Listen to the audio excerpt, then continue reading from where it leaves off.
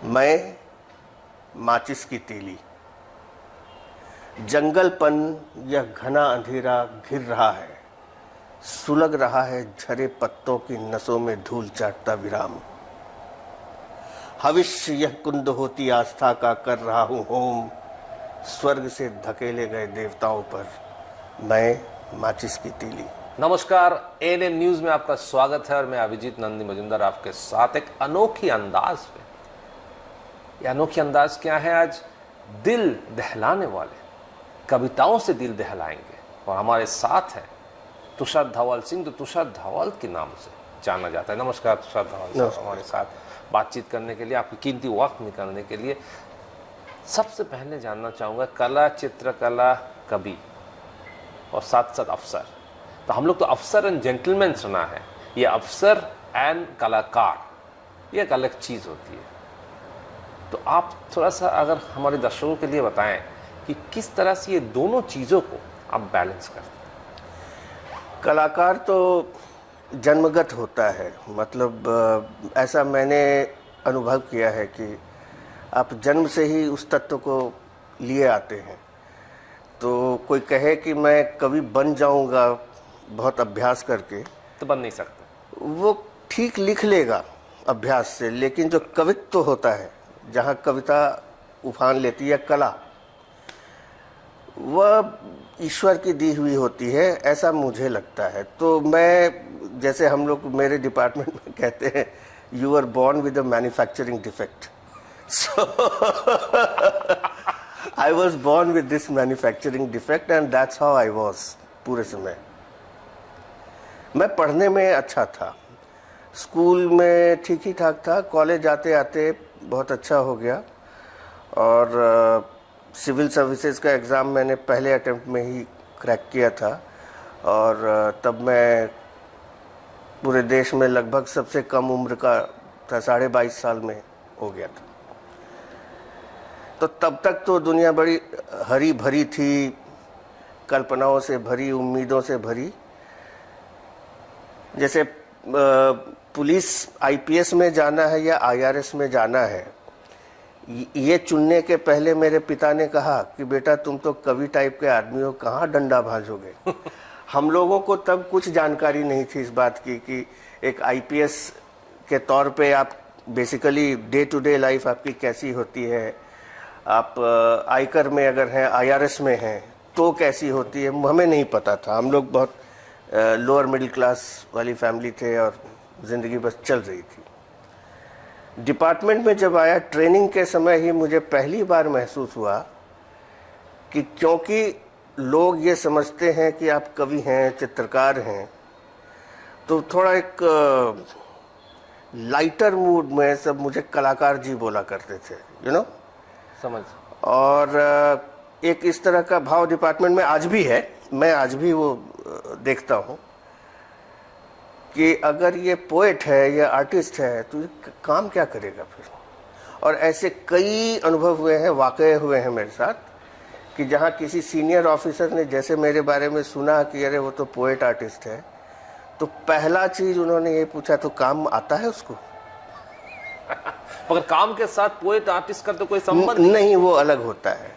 आप जब पोएट होते हैं, जैसे मेरा अपना तरीका है और आई थिंक हर किसी का अपना अपना तरीका है, तो कोई कह नहीं सकता है कि यही एक प्रेस्क्राइब्ड तरीका है या यही सही है। जैसे जिसकी आंतरिक बुनावट है उस ढंग से उसकी अभिव्यक्ति आती है। मेरे लिए वो यूँ समझिए कि जैसे अगर वॉमिटिंग आ रही है, आप उसको रोक के नहीं रख सकते हैं, उसी समय करना है। तो मेरी बहुत लंबी लंबी कविताएं हैं जो मैंने मोबाइल पे लिखी हैं जी, क्योंकि उसको तभी व्यक्त होना है। अगर मैं रुक जाऊं कि होल्ड कर लूं, 1 घंटा बाद करूं, तो वो निकल जाता है, वो ट्रेन चली जाती है जी। तो ऐसे मैनेज होता है। अब इसका एक दूसरा पक्ष भी है कि डिपार्टमेंट में तो ये समझते हैं लोग कि ये तो कवि है, ये क्या काम करेगा। कवियों की समझ ये है, ये तो साहब है, ये कैसे कर, ये कैसे कविता करेगा। नहीं, उनके पास हैं इस तरह के कई अधिकारी, ज़बरदस्ती में कवि हो गए, उन्होंने अपना रसूख का इस्तेमाल किया और जिसको कहते हैं ना त्वरित महानता, एकदम मगर आपकी कविताएं जो हैं जी, खासकर कई सारे कविताएं फिल्माए गए हैं, आप अभिनेता भी हैं, मगर इस कविताएं के मामले में मैं बातचीत करना चाहूँगा आपसे थोड़ा सा कि इसमें माचिस की तली एक कविता है जो हाँ, बहुत काफी- पहले लिखी गई थी। हाँ। तो इस मामले में थोड़ा सा अगर आप विस्तार से बताएं कि उस कविता किस ढंग से क्यों आपने लिखी और इसमें एक फिल्म की तौर पर आपने लिखे हाँ, तो उसमें क्या हुआ था, बैकग्राउंड थोड़ा सा अगर ये एक हमारे दर्शकों के साथ शेयर करें। एक बहुत बड़े कवि थे दिलीप चित्रे। वो सिर्फ कवि ही नहीं थे, वो चित्रकार भी थे, म्यूजिशियन भी थे, मैनेजमेंट गुरु भी थे, डिज़ाइनर भी थे, you know many things tagged in one. और वो पूना में रहते थे। कोल्हापुर में मेरी पहली पोस्टिंग हुई थी, मैं तकरीबन 4.5-5 साल वहाँ रहा था। उसके बाद मेरा ट्रांसफ़र पूना हो गया। तो मुझे पता था कि दिलीप चित्रे पूना में रहते हैं और हमने उनकी कई कविताएं पढ़ी थीं अंग्रेजी में। वो इंग्लिश और मराठी इन 2 भाषाओं में कविताएं लिखते थे। मुझे नहीं पता था कि वे चित्रकार भी हैं। तो मेरी वाइफ जब पूना में पढ़ती थी, अणिमा, तो उनके लोकल गार्डियन पूना में ही रहते थे, जो वो आर्टिस्ट थे, दोनों वाइफ हस्बैंड दोनों ही आर्टिस्ट थे। तो क्योंकि मुझे भी चित्रकला वगैरह में रुचि थी तो मैं इन लोगों के साथ थोड़ा ज़्यादा घुल मिल गया था। तो एक दिन बातों बातों में इन्होंने कहा कि यहाँ पे दिलीप चित्रे जी हैं, हम लोग उनके पास जाते हैं। तो मैंने, अच्छा आप लोग दिलीप चित्रे जी के पास जाते हैं? तो बोले हाँ, हम लोग तो जाके बैठते हैं। और यूँ समझिए यहाँ के बहुत सारे यंग आर्टिस्ट वगैरह हैं जिनको बैटरी चार्ज करनी होती है तो दादा के पास चले जाते हैं। उनको हम लोग दादा ही बोलते थे। तो मैंने कहा कि मुझे भी ले चलिए। तो पहली मीटिंग बड़ी सुंदर रही। उन्होंने पसंद किया कि मैं आया और मिला, क्योंकि अक्सर होता है कि हकाल देते थे लोगों को कि जाओ ठीक है, दोबारा मत आना। तो उनको अच्छा लगा। मेरे लिए बड़ी बात थी कि उन्होंने फिर कहा मुझे कि आ जाओ। तो हम लोग लगभग वीकेंड्स पे मैं और मेरी पत्नी हम दोनों चले जाया करते थे उनके घर। तो उनको पता चला कि मेरा थिएटर का भी बैकग्राउंड है और मैं पोइट्री के अलावा बाकी चीज़ें भी करता हूँ। तो उन्होंने कहा कि उन्होंने कई फिल्में बनाई भी हैं, विजेता और इस तरह की कई फिल्में हैं। तो उन्होंने मुझे कहा कि Tushar, why can't we plan a movie? हम बोले ऑफ कोर्स वी कैन, आप बताइए कब करना है, क्या करना है। तो बोले कि नहीं, मैं चाहता हूँ कि तुम एक स्टोरी डेवलप करो और उसको लेकर तुम काम करो, तुम स्क्रिप्ट लिखो, उसके बाद हम लोग बात करेंगे। तो मैं एकदम अच्छे बच्चे की तरह बैठ गया। मैंने एक स्टोरी डेवलप की और कि कोई गरीब सा लड़का है, मैनेजमेंट स्कूल में जैसे तैसे पढ़ रहा है, ये डन वेरी वेल देयर, उसको बड़े ऑफर्स मिल रहे हैं कॉरपोरेट्स के। वो छोड़कर वो कहता है कि मैं जिस स्लम में रहता हूँ मैं उसको एक डेवलपमेंट प्रोजेक्ट लेके उसको मैनेज करूँगा एंड मेरी जितनी स्टडीज़ है, जो भी मेरा ज्ञान है, उसको मैं वहाँ बिल्ड करूँगा एक मॉडल के तौर पे। तो ये उस काम में लगता है। कहानी उसी सिलसिले में है। तो मैंने सोचा था कि जैसे स्क्रीन प्ले जब की बात हो रही है, पहला आएगा तो डार्क स्क्रीन रहेगा, एम्बुलेंस की आवाज़ आ रही है, ऐसे वैसे कुछ एक शॉट आता है, फिर ब्लैक होता है और बैकड्रॉप में दिलीप चित्रे की एक पोएम थी द रुइंस, उसका मैंने हिंदी में ट्रांसलेशन किया था और मैंने सोचा कि ये हिंदी में वॉइस ओवर के ज़रिए हम लोग शुरू करेंगे। उनको मैंने दिखाया तो थोड़े से ये नाराज़ हो गए कि उनको पसंद नहीं आई ये बात। तो उन्होंने कहा यार ऐसे नहीं, मतलब तुम तो सत्यानाश ही करोगे, इस कविता को रहने दो, तुम कोई और कविता बताओ। तो मैंने उनको ऐसे ही बोला कि दादा मेरी भी एक पोएम है इसी तरह की, जो मैं काफ़ी कुछ इसी मूड से, क्योंकि मेरा जो थॉट था वो यही था और इसीलिए ये कॉन्सेप्ट भी मैंने डेवलप किया था। तो उन्होंने कहा मुझे सुनाओ। तो मैंने सुना दिया, उनको पसंद आ गई, तो वो अप्रूव हो गई कि वो उस फिल्म की ओपनिंग उसी कविता से होनी थी।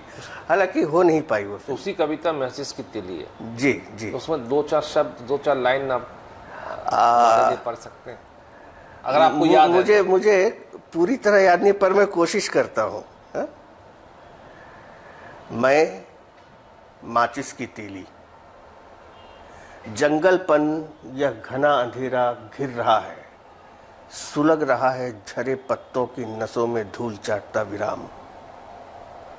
भविष्य यह कुंड होती आस्था का कर रहा हूँ होम, स्वर्ग से धकेले गए देवताओं पर मैं माचिस की तीली।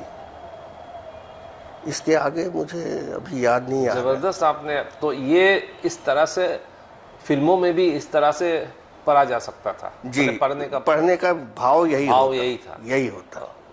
तो ये फिल्म, बहरहाल ये कविता YouTube पर है जी, हिंदी कविता नाम का एक चैनल है जी, अगर कोई सुनना चाहे तो वहां पर है एक पूरा जी। हाँ, तो इस तरह की कविताएं कुछ फिल्माए गए हैं इस तरह की, और यह आप अभिनेता के रूप में तो आपको भी जाना जाता है। एक तो आपका जो साइड ये है वो अभिनेता भी है, पेंटिंग भी है, तो अभिनेता के हिसाब से कभी आपने बॉलीवुड में जाने की कोई? नहीं, बॉलीवुड मेरे लिए बड़ी दूर की कौड़ी थी और मैं शुरू से जानता था।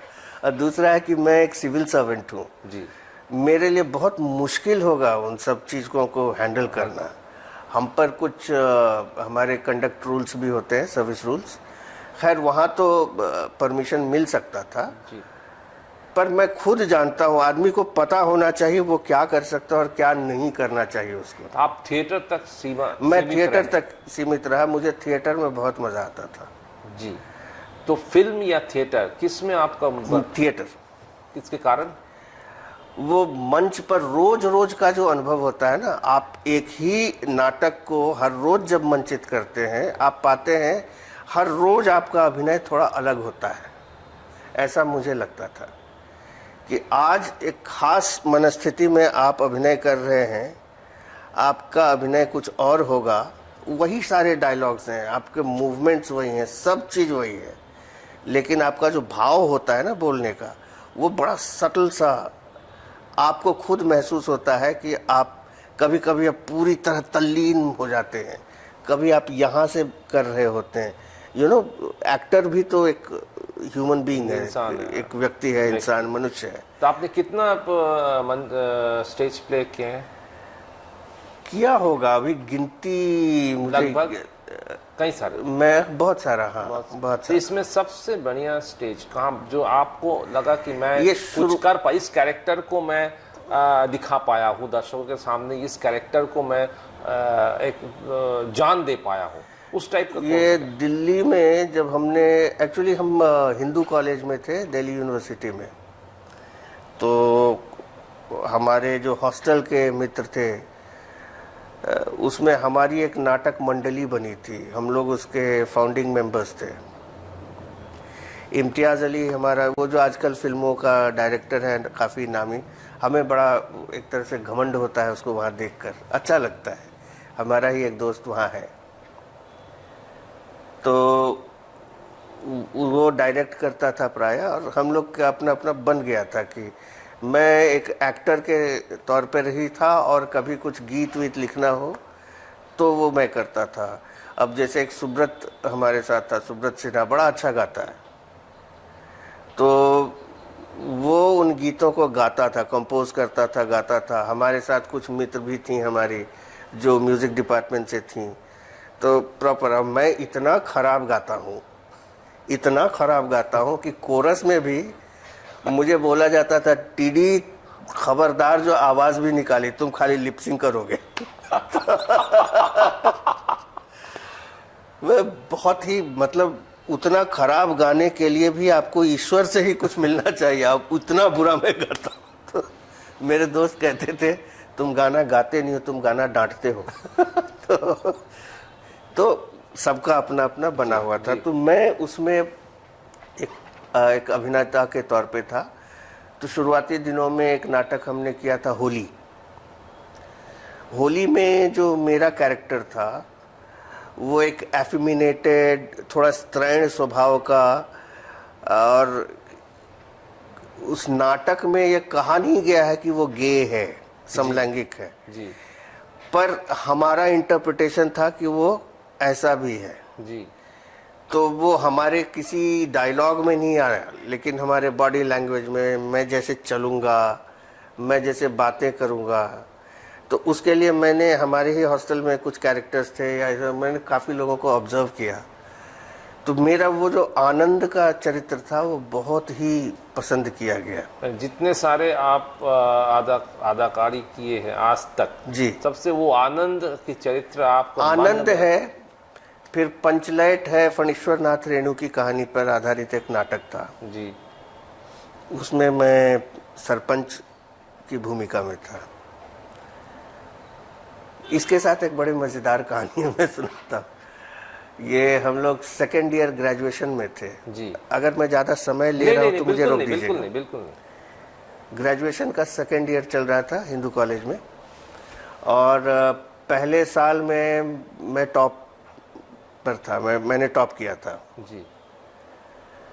तो मेरे पिताजी बड़ी मेहनत से, बहुत पेट काट के, बड़े कष्ट से पैसे भेजते थे, और उन्होंने पूरा जीवन होम कर दिया था कि बच्चों को पढ़ाना है। तो उस समय फ़ोन वोन हमारे पास हुआ नहीं करता था, तो पिता पुत्र के बीच चिट्ठियों से संवाद होता था। और पिताजी की हिंदी बड़ी गजब है, और मैंने वही इनहेरिट किया एक तरह से जी। उनकी चिट्ठी आई जिसका सार यही था कि बेटा अब फरवरी का समय है, मार्च अप्रैल वगैरह में तुम्हारी परीक्षा होगी, तो अब कुछ दिन ये सब मत करो, तुम लग जाओ काम पे, क्योंकि बड़े लक्ष्य के लिए बहुत सारा बलिदान भी आवश्यक है। तो मैंने कहा ठीक है, लेकिन मैं क्या करूं, जब तक चिट्ठी आई हमने कमिट कर दिया, हमारा तो रीडिंग वगैरह शुरू हो गया है, रोल्स डिस्ट्रीब्यूट हो गए हैं, अब क्या किया जाए। तो मैंने सोचा कि थोड़े पापा को पता चलेगा, पढ़ ली। और मैंने अपने आप से वादा किया कि अगर यहाँ इतना टाइम दे रहे हैं तो पढ़ाई क्या फिर मैं वैसे करूँगा, क्योंकि मुझे वो पोजीशन लूज़ नहीं करना है। तो एक बैलेंसिंग, हमारा नाटक वगैरह हो गया। अगली किसी चिट्ठी में मैंने उसका जिक्र नहीं किया। पिताजी को पढ़ने का बड़ा शौक था, और वो समय था 90s में, अर्ली 90s तक का, कि सड़क पे गली मोहल्ले में भी दुकानें होती थी, तो वहाँ साहित्यिक पत्र पत्रिकाएं मिल जाती थी। पढ़ने का वो कल्चर अब नहीं रहा, एटलीस्ट हमारे यहाँ तो नहीं रहा। बंगाल में अभी भी कहीं कहीं दिखता है, और मुझे लगता है कि बंगाल के लोग बहुत हम लोगों से आगे हैं इस मामले में। तो साप्ताहिक हिंदुस्तान एक मैगजीन आया करती थी, उसके कवर पे हमारे प्ले का वो था, इब्तिदा द्वारा मेंशन। इब्तिदा हमारा ग्रुप का नाम था, और सेंटर स्प्रेड पर वो स्टोरी आई थी उसकी। उसमें तो सारी चीज़ें हैं। एक पैराग्राफ मेरे अभिनय पे बड़ा अच्छा लिखा गया था। पिताजी की चिट्ठी आई कि साप्ताहिक हिंदुस्तान का ये वाला अंक मैंने पढ़ा, उसमें तुम्हारे बारे में ये लिखा हुआ था, पढ़कर अच्छा लगा, किंतु चिंता हुई कि परीक्षा सिर पर है, तुम कर क्या रहे। लेकिन हाँ ठीक है, वह आगे सब अच्छा हुआ और पिताजी की शिकायतें भी दूर हो गई। तो ये अभिनय करते हुए आपका कुछ डायलॉग मुझे याद है, जो डायलॉग आप? नहीं मुझे याद है, बहुत दिन हो गया। अभी आप कविताओं पर हाँ, क्योंकि देखिए थिएटर जब आप करते हैं आपको समय बहुत लगता है जी।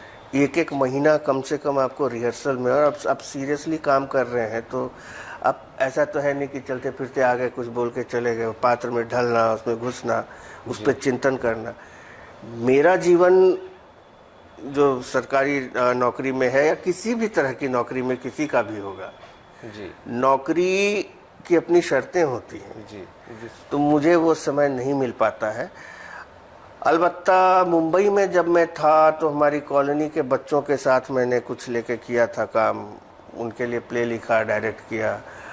एकेडमी में था जब ट्रेनिंग हो रही थी, तब मित्रों के साथ मिलकर हमने वो सब किया था। यहाँ आकर जैसे आपने पहले पूछा था मेरी किसी कविता का पर मैंने अभिनय किया कि नहीं, तो यहाँ पर नीलांबर नाम की संस्था है, उसमें कई ऐसे गुणी मित्र हैं जो डायरेक्शन भी करते हैं और ये सब करते हैं। तो मेरी एक लंबी कविता है दमयंती का बयान। मेरे मन में पूरा उसका फ्रेमवर्क था कि इसको मंचित कर सकते हैं, और अगर करेंगे तो इसको कैसे कैसे करना है, मैं क्या बोलूँगा, कैसे बोलूँगा, कोरस का कैसे मूवमेंट होगा, सारी चीज़ें। मित्रों के साथ बैठ के सारा कुछ तय कर लिया गया। अब ये था कि अब टाइम दीजिए, हम लोग करते हैं। टाइम ही नहीं मिला। आप सुबह से लेके समझिए 7-8 बजे तक आप इधर फंसे रहते हैं, फिर घर जाके दुनियादारी, वो सब करने के गृहस्थी बाद देखनी समय है, नहीं। बच्चे सही बात की है। पढ़ाई है, सही बात है। सुबह जल्दी उठना है क्योंकि उसके बस में बिठाना है उसको, नहीं हो पाता। अब सब चीज़ नहीं हो पाता है, सही बात। तो आपको चुनना पड़ता है। सुनना पड़ता है। तो ये साथ साथ कविताएं के साथ साथ आप लिटरेरी फेस्टिवल भी करते हैं। जी आप हाँ, जी हाँ, इसमें जी हाँ। शामिल हैं। और बताया जाता है कि world one of the leading literary festival chair poetry evenings, chair poetry करते, तो उसके बारे में थोड़ा सा अगर मैं बताएं तो। देखिए चेयर पोइट्री इवनिंग्स एक हुआ ये कि ये मेरे दिमाग की उपज है ज़रूर, लेकिन इसका अगर बैकबोन कहें तो मेरा मित्र है सोनेट मंडल। जी, ये होता क्या है? अब मैं बताता हूँ। हमारा ऐसा एक ये हुआ कि हम लोग कई तरह के पोइट्री या लिटरेचर फेस्टिवल में बुलाए जाते थे, और मुझे हर बार जाके निराशा होती थी कि यार यहाँ साहित्य के नाम पे बहुत तरह की चीज़ें हो रही हैं। मतलब आप लिटरेचर अगर बोलें तो लिटरेचर बोलिए, नहीं तो इंटेलेक्चुअल या तमाम चीज़ें बोल सकते हैं। लिट फेस्ट के नाम पे किसी भी तरह की बकवास हो रही है। और फिर मैं देखता था एज ए पोएट भी कोई आया है जिसकी कोई वक़्त नहीं है, जिसकी कोई उस तरह की स्टैंडिंग नहीं है, जिसकी कविताएं उस स्तर की नहीं है, जुगाड़ से सब सिद्ध होता है। आप एडवर्टाइजमेंट दे दीजिए, डोनेशन दे दीजिए और बाकी मेरा ये काम कर दीजिए, गिव एंड टेक। तो ना मुझे लगता था कि नहीं, अगर आप कविता का उत्सव कर रहे हैं तो यार उसको कविता का रहने दो, साहित्य का कर रहे हैं तो साहित्य का रहने दो, बाकी और विधाओं को जोड़ रहे हैं तो उसको उस तरह से करो। मेरे मन में आया कि हम लोग कविता का ही करेंगे और कुछ इस ढंग से करेंगे कि मेरा शुरू से रहता था कि जैसे आप पेंटिंग अगर करते हैं, एक पेंटिंग को अप्रिशिएट करने के लिए भाषा की ज़रूरत नहीं है। मुझे हमेशा ऐसे लगा है कि कविता को भी समझने के लिए भाषा एक लिमिट तक ही आपको हेल्प करेगी, उसके बाद उसके भावना, आप अगर उसके कोर को कनेक्ट कर चुके हैं तब फिर वो शब्द और ये सब झड़ जाते हैं। जैसे मेरी एक किसी कविता में मैंने लिखा था, मैं शून्य में लिखा एक वाक्य हूँ जिससे शब्दों की पपड़ियाँ झड़ रही हैं। जैसे दीवार की पपड़ी होती है ना, चुनाव ने झड़ता है उसका क्रस्ट। सही बात। तो मैं शून्य में लिखा एक वाक्य हूँ जिससे शब्दों की पपड़ियाँ झड़ रही हैं। मैंने कविता के बारे में कह रहा था जी, कि कविता शब्द रहित हो जाती है, शब्दहीन हो जाती है जब वो अपने एकदम कोर में पहुंचती है और वो कनेक्ट होता है। तो मेरे मन में ये होता था कि can we not experiment something, कि इसी सिलसिले में ये शुरू हुआ है। इसी सिलसिले से तो मैंने अपने मित्र सोनेट से कहा कि यार हम लोग क्या ऐसा कर सकते हैं, तो उसने कहा कर सकते हैं। तो ये कब होता है?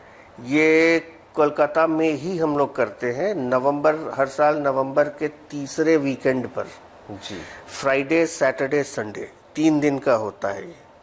इसमें हम लोग 16 पोइट्स को इनवाइट करते हैं, जिसमें 8 होते हैं दुनिया के अलग अलग अलग हिस्सों से आए हुए कवि, उनकी भाषाएं कुछ भी हों, और 8 कवि भारत के अलग अलग अलग हिस्से से अलग अलग भाषाओं के, लेकिन कवि बहुत ही हाई लेवल के होते हैं, तभी हम बुलाते हैं कि ऐसा दुनिया की, विश्व की अलग अलग अंदाज की कविताएं। हाँ, जैसे हमारे यहाँ ये जो भारत में साहित्य अकादमी जीते हुए लोग नहीं भी मिला है, तब भी हम अगर देख रहे हैं कि उनकी कविता में गजब का दम है तो आप बुला, उनको भले ही कोई पुरस्कार ना मिला हो, तो आप बुलाते हैं। लेकिन हम उनको सम्मान के साथ बुलाते हैं। नवंबर महीने में ये होता है। नवंबर में अब क्या है कि सबकी कविताएं आती हैं, कोई फ्रेंच है, कोई जर्मन है, कोई एस्टोनियन है, कोई अमेरिकन है, कहीं का भी हो, या तमिलनाडु का है, नॉर्थ ईस्ट का है, गुजराती है, मराठी है, कोई भी पोएट है, बंगाली है फॉर दैट मैटर, उनकी मूल भाषाओं की कविताएं हम मंगाते हैं और अनुरोध करते हैं कि आप इसका एक अंग्रेजी का ट्रांसलेशन भी भेज दीजिए। हमने पाया है कि पहले दिन इंग्लिश की ज़रूरत होती है लोगों को, बाद में नहीं होता। नेक्स्ट डे से जब पोएट के साथ नेक्स्ट डे का सेशन होता है ना, तो वो सिर्फ कवि और श्रोता होते हैं, हम लोग कहीं नहीं रहते हैं, और दर्शक दीर्घा से श्रोता, और उसको काफ़ी हम लोग इनफॉर्मल सेटिंग, यूँ समझिए कि जैसे एक कमरा है, ये इधर कुछ कुर्सियां लगा दी गई, लोग दरी बिछा के बैठे हुए हैं, ये नहीं कि एक स्टेज है और बाकी इधर है। वो भावनाओं से जोड़ा जाता है। यस, वो कुछ भी पूछ सकते हैं, सही बात, वो जवाब देंगे। बिल्कुल। और धीरे धीरे थर्ड डे आते आते हमने कई बार महसूस किया है कि हम समझ पा रहे हैं ये क्या कह रहे हैं, हमको भाव प्रेषित हो रहा है, शब्द भले नहीं आता हो। कविता की एक सुंदरता यह भी है कि कैसे शब्दों के साथ खेला गया, वो एक अलग सुंदरता है। तो हो सकता है कि अनुवाद और इन चीज़ों से वो हमको नहीं मिल सके उतनी, और अगर हमको मूल भाषा का ज्ञान नहीं है तो हम उसका आनंद नहीं ले सकते। लेकिन उसका जो पिघला हुआ तत्व होता है ना, तो मोल्टन क्रस्ट, वहाँ से बराबर संवाद होने लगता है, हृदय का हृदय से होता है। बिल्कुल धवल साहब, अंत में एक ख्वाहिश है आपसे कि आप एक कविताओं से आज की हमारी खास बातचीत क्या बंद करना चाहेंगे। एक आपकी कविता अब मेरे मोबाइल पर है, मैं अगर अब 1 मिनट मुझे मौका दे तो मोबाइल, आपका मोबाइल, एक छोटी सी कविता मेरे मन में आई अभी जब आप पूछ रहे थे ना जी। तो मेरे बेटे का जिस दिन जन्म हुआ था जी, तो पत्नी सो गई थी, और ऑब्वियसली प्रसव के बाद स्त्री की तो दशा थोड़ी सी रहती है। हॉस्पिटल में उसके पालने के बाहर मैं बैठा हुआ था जी, और मैं पहरे पर था, एक तरह से कह सकते हैं। तो उस पर एक छोटी सी कविता है, एक सीरीज इनफैक्ट हुई थी उसके बाद।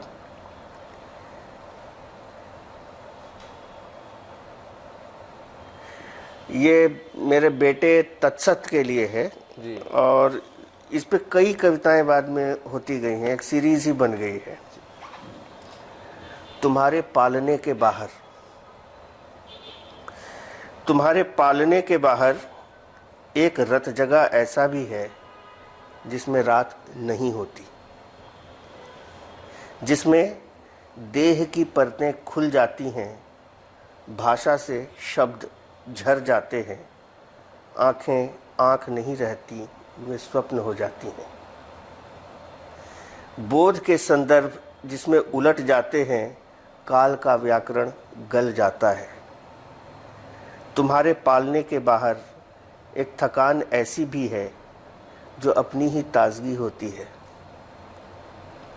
आशंकाएं जिसमें खूब गर्दन उठाती हैं, एक आक्रांत स्नेह अपने भविष्यत संदिग्धों की तलाश में होता है और यहीं से उन सब का शिकार करता है, आने वाले दुर्गम पथों पर माटी की नरम मोयम रखता हुआ।